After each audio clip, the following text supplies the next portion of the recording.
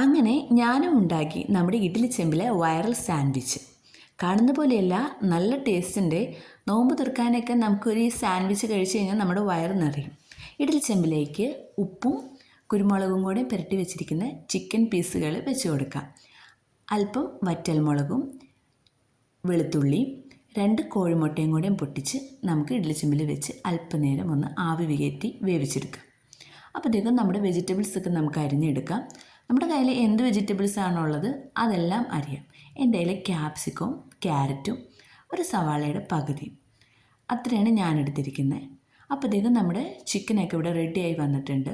Sauce ഉണ്ടാക്കാനായിട്ട് വറ്റൽമുളകും വെളുത്തുള്ളിയും മുട്ടയും ഒരു സ്ലൈസ് ചീസും അല്പം പാലും ഉപ്പും കൂടിയിട്ട് ജസ്റ്റ് ഒന്ന് കറക്കിയെടുക്കാം. നമ്മൾ അരിഞ്ഞു വെച്ചിരിക്കുന്ന വെജീസിലേക്ക് ചിക്കനും കൂടെ ആഡ് ചെയ്ത് ആ മയോണീസും കൂടിയും ചേർത്തിട്ട് നന്നായിട്ട് മിക്സ് ചെയ്യാം. അല്പം വലിയ പാത്രം എടുക്കണേ, ഞാനെടുത്തത് ചെറിയ ബൗളായിപ്പോയി. അല്ലെങ്കിൽ ഇതുപോലെ പാത്രം മാറ്റി കൊടുക്കേണ്ടി വരും. ശേഷം നമ്മൾ എടുത്ത് വെച്ചിരിക്കുന്ന ബ്രെഡിലേക്ക് ഇത് തേച്ച് കൊടുത്തിട്ട് ബട്ടർ മെൽറ്റ് ചെയ്തിട്ട് 2 വശം നന്നായിട്ടൊന്ന് മൊരിയിച്ചെടുക്കാം. ബട്ടറിലേക്കാണ് ഞാനിതിരുന്നത്. ചെറിയ തീയിലിരുന്നേ, ഇല്ലെങ്കിൽ അത് കരിഞ്ഞു പോകും. അടിപൊളി ബ്രെഡ് സാൻഡ്വിച്ച് റെഡി. നോമ്പ് തുറക്കാനൊക്കെ ഇത് ഒരെണ്ണം മതി, നമ്മുടെ വിശപ്പ് മുഴുവനും മാറും.